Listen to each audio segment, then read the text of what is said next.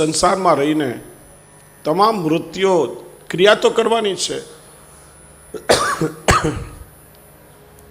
ક્રિયા કરવા પાછળનો ભાવ થોડો બદલી નાખો, તમારી ક્રિયા પણ અલૌકિક બની જશે.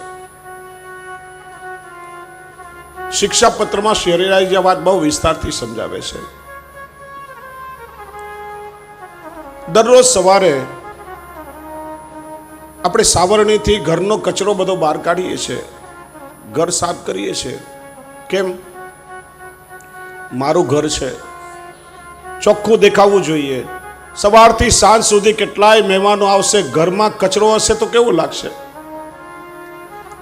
એટલા માટે આપણે ઘરને બાળીએ છીએ. હવે ક્રિયા તો કરવાની છે, ખાલી ભાવ થોડો બદલી નાખો. આ ઘર મારું નથી. બ્રહ્મ સંબંધ લીધો ત્યારે સર્વસ્વ પ્રભુને સમર્પણ કર્યું છે. શ્રી વલ્લભની કૃપાથી મારા ઘરે સ્વયં યશોદોત્સંગ લાલિત પ્રભુ બિરાજી રહ્યા છે. આ તો નંદાલય છે. 6 માસનું કોમળ બાળક, પુષ્પથી પણ કોમળ જેના ચરણારવિંદ છે, જો અહીંયા વિહાર કરશે ને એકાદ કાકરી પણ હશે તો મારા પ્રભુને કેટલો પરિશ્રમ થશે. અહીંયા આવનારા કેવલ મારા લૌકિક સંબંધી નથી, એ તો બધા મારા આત્મ સંબંધી ભગવદીઓ છે. હેતુ બદલી નાખો, ભાવ બદલી નાખો, તો તમારી લૌકિક ક્રિયા પણ ભક્તિ બની જશે, લૌકિક વસ્તુ પણ અલૌકિક બની જશે. મનમાં જેવો ભાવ હશે એવો જ પરિણામ મળશે. હું ઘણીવાર પ્રસંગ કહું છું. 2 સાધુઓ નદી કિનારે આમ ટેલી રહ્યા હતા.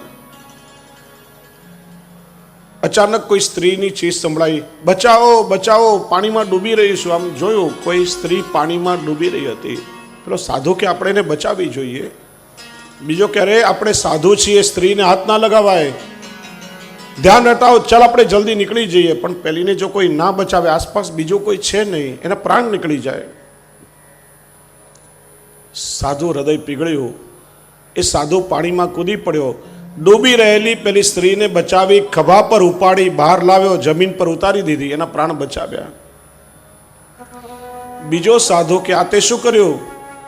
યુવાન સ્ત્રી પાણીમાં ભીજાયેલી, તે તારા ખભા પર ઉપાડી, તારો ધર્મ ભ્રષ્ટ થઈ ગયો. પેલો કે ભાઈ, મેં તો કેવલ એના પ્રાણ બચાવ્યા છે, મારા મનમાં કોઈ વિકાર આવ્યો નથી.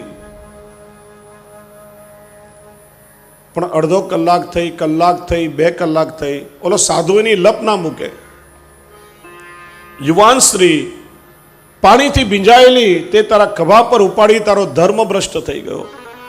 ત્યારે પેલા સાધુએ કહ્યું કે ભાઈ, મારા ખભા પર ઉપાડીને મેં ક્યારની એને ઉતારી મૂકી, પણ 2 કલાકથી તે તારા મનમાં એને ઉપાડી રાખી છે ને હજી પણ એને મૂકતો નથી.